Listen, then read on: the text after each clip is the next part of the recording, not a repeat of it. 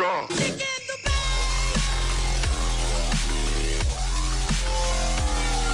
Hello guys, Mr. Rossi 1990 here. It's going to be a transfer related video. Now I did a few of these last year and they went down really well. I understand there's a lot of other YouTubers who do such videos, but I'm still going to do it regardless, and hopefully you guys can appreciate that. But what we're going to do today is look through some of the transfers which have happened over the past day. I'm not going to cover ones which have happened a long time ago because I don't see a point in doing that, but the ones which happened recently, there's some links and there's some interesting things going on in the background. It's at that time of the year now, you know, mid-July, where teams are trying to get their players in before they go on their pre-season tours and whatnot, and obviously ready for the season in August, because it is coming around now. It's less than a month away. It really is. I'm so excited, especially being a Leeds fan. We're signing some good players. But let me know in the comment section below who your team needs to buy or who is linked to buying, and let me know if you think they're going to sign them or not. But we're going to go start off with the first one today, which is going to be a confirmed deal. This one is now officially done, and it is Bonucci to AC Milan. Now, I don't understand this one. If somebody can let me know in the comment section below why Juventus have sold him, that would be nice. But I thought he was having a phenomenal season for them. So from what I was told, he was unlucky to not get a team of the season.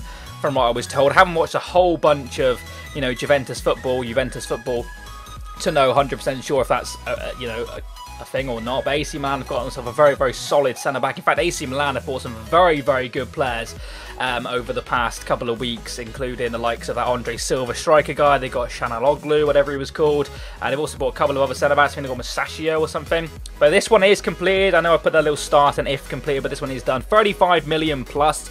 I say plus because it is in euros and whatnot, so its conversion rate isn't always 100% accurate. But 35 million, I think personally, a very good signing for AC Milan. The next one, it was on the thumbnail. It is the official world record, breaking records, whatever you want to call it, for a defender. 50 million for Kyle Walker to Man City. Now, it was talked about for a while. It kind of went a little bit quiet, and Man City were linked with the likes of Dani Alves, who have, of course, now gone to PSG, and a couple of other defenders. But Kyle Walker is now officially a Manchester City player. Personally, I think a very good signing. He's a top right back. He's English. That's the reason why he cost 50 million.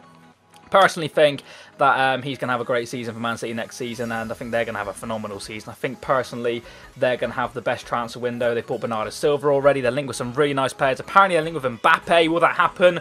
God knows if Mbappe's going to stay or go. It's one of the ones who's going to drag out until the end of the transfer window. I can imagine it could even be a deadline day move, which will be phenomenal on deadline day. But Kyle Walker is a Manchester City player. 50 million. Holy shit. Moving on, next player, Nelson Semedo, another right back, another pacey right back. He has moved to Barcelona from Benfica for £30 million. Crazy money being thrown around in the world at the moment. But that's the day and age we're in football. You can't really complain about it, you can't moan about it. If you've got the money, buy the player. It's Nelson Semedo. Fantastic player on FIFA, that's for sure. I've not seen a lot of him in real life play for Benfica. They're making some money recently, over the past couple of years actually. They always seem to make mega money on their players. But Barcelona, have they got themselves a good right back? Have they finally replaced Dani Alves with a like-for-like kind of replacement? We'll have to wait and see about that one. The next player is Joe Hart, heavily linked with a loan move to West Ham, alone with the option to buy, I can imagine.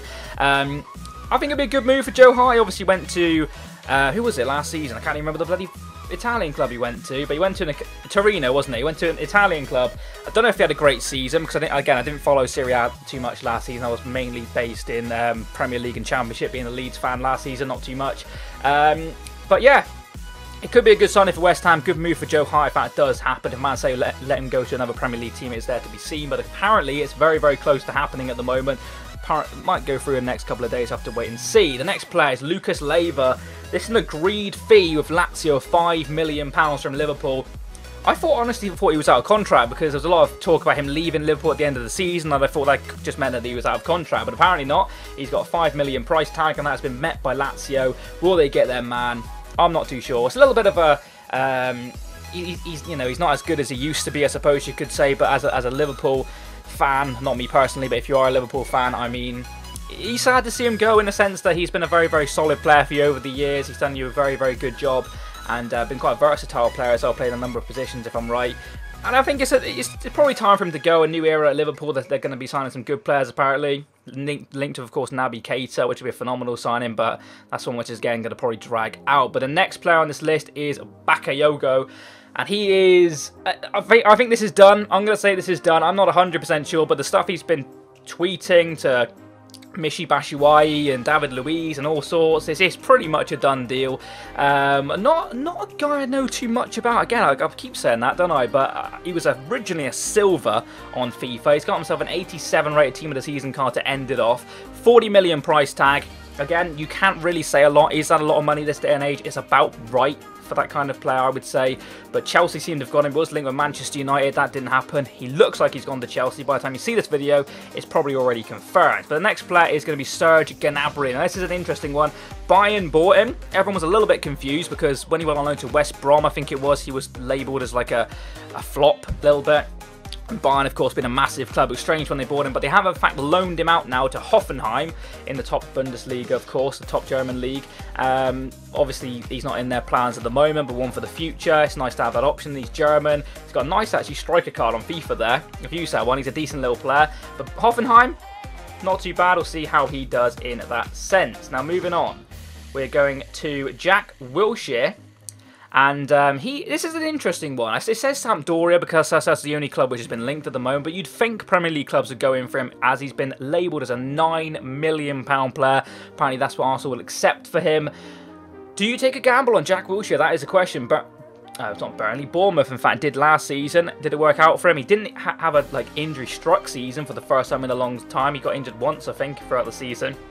Had an all-right campaign, and would it benefit him moving abroad? You never know. It's a bit of a gamble for him, and of course, his family, whatever you want to say. But £9 million, I think, is a very, very good price for Jack Wilshere. I would like my club, Leeds, obviously, to pay that for him. We're not going to get him, but I mean, like, would you like your club? Say for something, maybe like a newly promoted team. Why not a Brighton or somebody? Why don't you take a gamble on Jack Wilshere? I don't know, Newcastle maybe. But we'll move on to the next one, which is, of course, a Newcastle target, and that is Jacob Murphy. I think he has got, it's either a twin or a brother who plays for Norwich as well, if I'm not mistaken. But this is Jacob Murphy, 66 rated on FIFA. I don't know what the hell's gone on with these stats, but he surely hasn't got 27 dribbling. I can't imagine that's true. I'm not sure what's happened to the stats. So I've got these cards off Footbin, so I'll look into that. But apologies at some of these stats. I'm just looking at them. He can have 27 dribbling for a winger. That's just shocking if true. But he's moving from Norwich to Newcastle potentially. He's actually a Newcastle fan, according to his past Twitter. Like someone's looked back in like 2013 and he said something about being Newcastle his team or something like that.